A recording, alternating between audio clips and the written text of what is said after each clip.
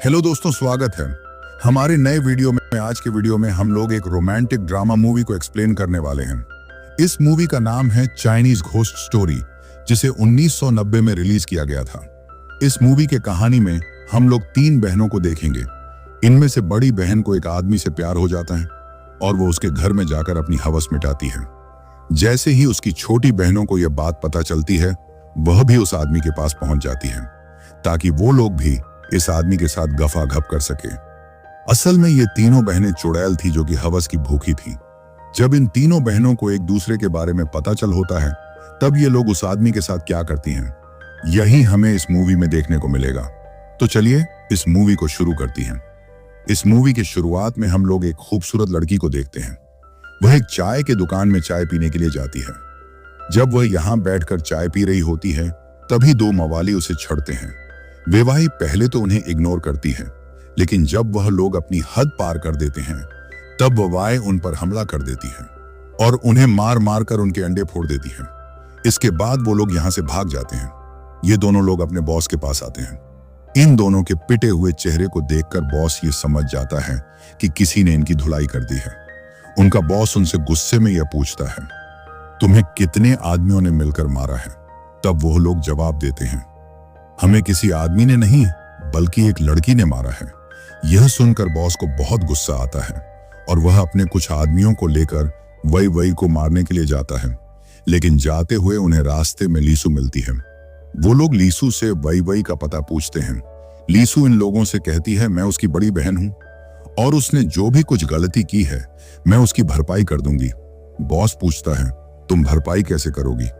तब से कहती है, मैं अपने अदाओं से तुम्हारे गुस्से को ठंडा कर सकती हूँ। लीसू की यह बात सुनकर सभी लोग एक लाइन में लग जाते हैं ताकि वो लोग लीसू के जिस्म के जलवे देख सके।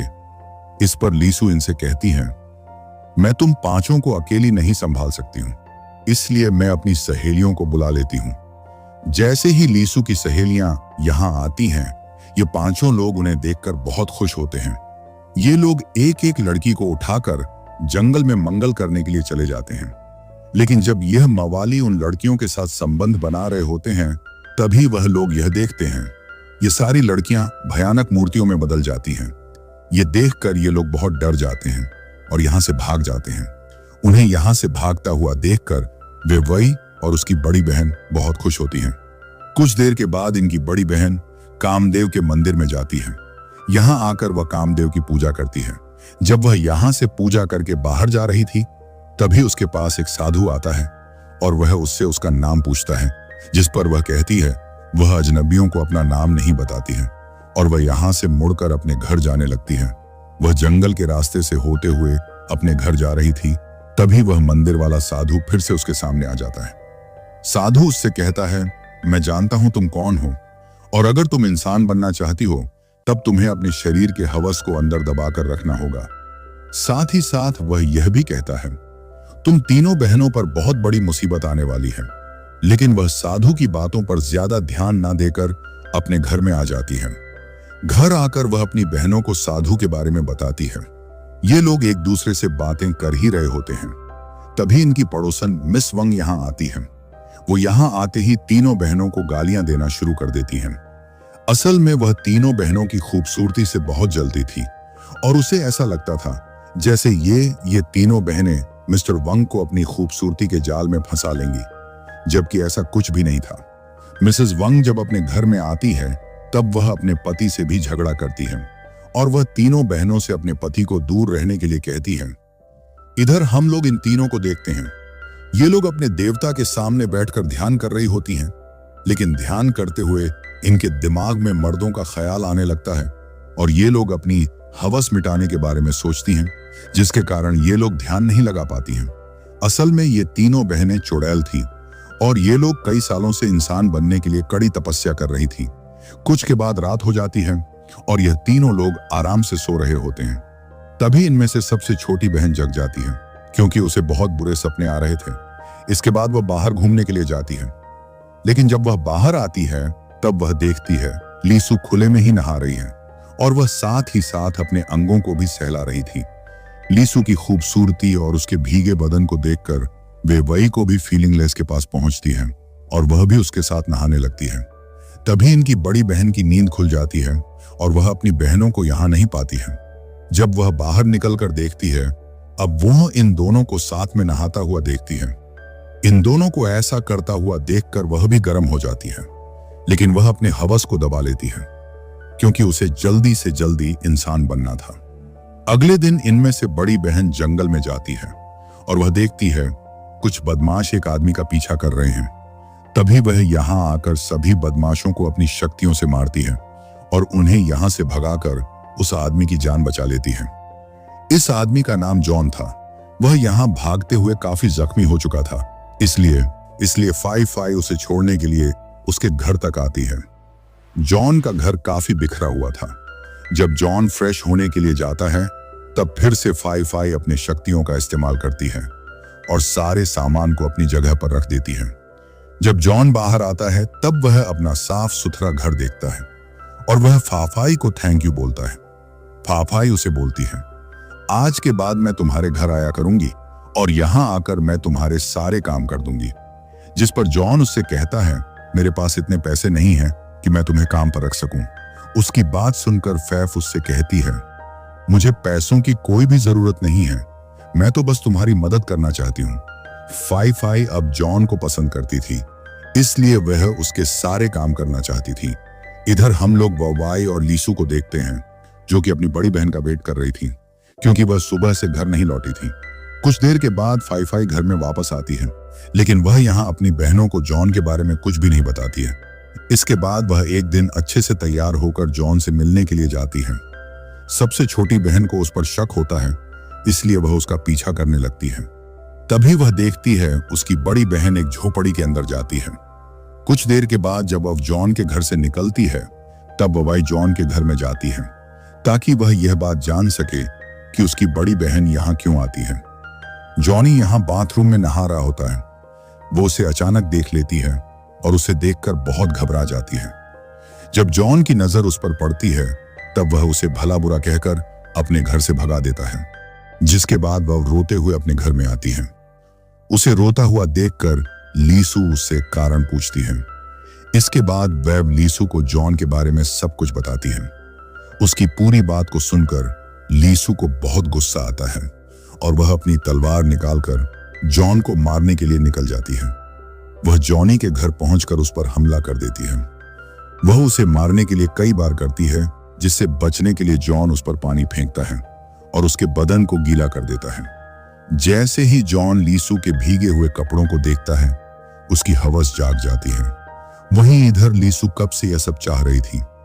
इसके बाद यह दोनों करीब आते हैं और एक दूसरे को नोच कर और दांत काटकर खूब प्यार करते हैं। दोबारा तुम ऐसा मत करना। यह सुनकर वही को बहुत बुरा लगता है और वह जॉनी की इस हालत के लिए खुद को जिम्मेदार मानती है। इसके बाद वह जॉन के घर में आती है ताकि उसे माफी मांग सके। वह जॉन के शरीर पर जख्म देखती है और उन्हें देखकर बहुत उदास होती है, लेकिन यह सब तो लीसू का प्यार का निशान था। जॉन भी यहाँ ववाई को कुछ भी नहीं बताता है।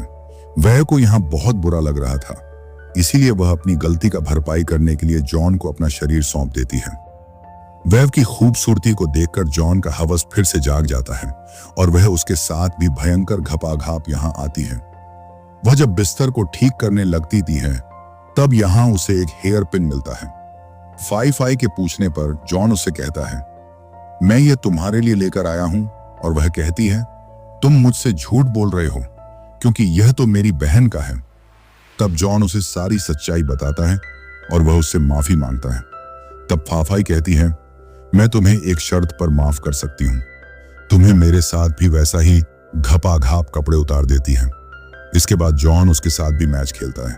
हम लोग तीनों बहनों को उनके घर पर देखते हैं। ये लोग यहाँ खाना खा रही होती हैं।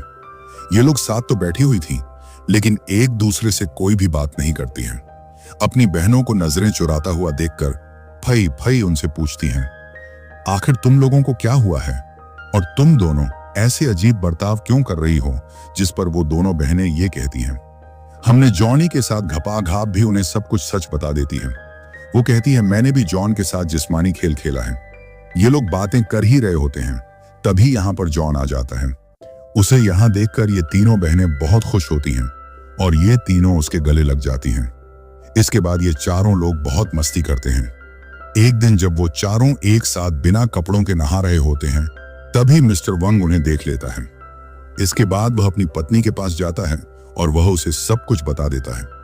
अपने पति की बात सुनकर मिसेस वंग तीनों बहनों के घर में आती हैं और वह जॉन के बारे में पूछती हैं, जिस पर फफाई कहती है वो हमारा मेहमान है जो कि कुछ दिन हमारे साथ रहने के लिए आया है। यह सुनकर मिसेस वंग उन्हें धमकी देती है कि मैं तुम्हारी गंदी हरकतों के बारे में पूरे गांव को बता दूंगी। ये तीनों बहनें उसकी धमकी से काफी घबरा जाती हैं। इसके बाद वो लोग जॉन के पास जाकर उसे अपने घर जाने के लिए कहती हैं। जॉन उनकी बात मान लेता है, लेकिन यहां से जाने से पहले वह उनके साथ बैठकर खाना खाना चाहता है। अब वह चारों लोग बैठकर फल खा रहे थे, जिनके बीच मिसेस वंग के मुंह से निकल रहे थे। असल में जॉनी कोई आम इंसान नहीं था, बल्कि इन तीनों बहनों की तरह वह भी कई शक्तियों का मालिक था। कुछ दिनों के बाद जॉनी अपने घर में बैठा हुआ था, क्योंकि उसकी तबीयत ठीक नहीं थी। वह देखने में काफी बूढ़ा लग रहा था। इसके बाद वह अपनी शक्तियों का इस्तेमाल करके एक लड़की को अपने वश में कर लेता है। उधर हम लोग तीनों बहनों को देखते हैं कि इनके शरीर में अचानक बाल उगाए थे। फफाई को ऐसा लगता है जैसे यह सब जॉनी के साथ सोने की वजह से हो रहा है। ये तीनों बहनें बहुत घबरा रही थी, क्योंकि वो लोग ऐसे में इंसान नहीं बन सकते थे। कुछ देर के बाद तीनों बहनें जॉनी से बात करने के लिए उसके घर में जाती हैं। जॉनी इस वक्त बाथरूम में होता है और अंदर से अजीब सी आवाजें आ रही थी। जब तीनों बहनें बाथरूम में देखती हैं, तब सामने का सीन देखकर ये तीनों बहुत डर जाती हैं और उनकी आंखें खुली की खुली रह जाती हैं, क्योंकि जॉन एक भयानक शैतान में बदल चुका था और वह उस लड़की को जिंदा खा रहा था जिसे उसने अपने बस में किया था। जॉनी का भयानक रूप देखकर फाई उस मंदिर वाले साधु के पास जाती है और वह उससे मदद मांगती है। साधु उससे कहता है, मैंने तो तुम्हें पहले ही कहा था कि तुम्हें अपने हवस को दबाकर रखना है, लेकिन तुम ऐसा नहीं कर पाई। जब फेफे उसे और भी रिक्वेस्ट करती है, तब साधु उसे जॉन से छुटकारा पाने का उपाय बताता है। इसके बाद ये तीनों बहनें घर में आकर जॉनी का एक पुतला बनाकर उस पर काला जादू करती हैं। इस जादू का जॉनी पर जल्दी असर होने लगता है। जॉनी भी अपनी शक्तियों का इस्तेमाल करके ये समझ जाता है कि उसके साथ ये सब क्या हो रहा है और कौन उस पर काला जादू कर रहा है। इसके बाद वह तुरंत यहाँ पहुंच जाता है और इन तीनों बहनों से लड़ाई करता है। इसके बाद वह इन तीनों को अपने वश में कर लेता है। जैसे ही वो लोग इसके बस में आती हैं, ये तीनों अपने कपड़े उतार देती हैं, लेकिन तभी अचानक साधु यहाँ आ जाता है और वह इन तीनों बहनों को जॉन के जादू से आजाद करता है। आखिर में साधु अपने शक्तियों का इस्तेमाल करके जॉन को मार देता है। इसके बाद इन तीनों बहनों को अपने की का पछतावा होता है। असल में जॉनी एक बूढ़ा राक्षस था जो कि लड़कियों के साथ संबंध बनाकर जवान और तंदुरुस्त रहता था। जहां कहीं भी लड़कियों की हवस जागती थी, जॉनी वहां पहुंच जाता था। अगर आपको ये मूवी अच्छी लगी हो, तब एक लाइक जरूर कर देना और ऐसे ही वीडियोस के लिए मेरे चैनल को जरूर सब्सक्राइब कर लेना। तो मिलते हैं हमारे नेक्स्ट वीडियो में।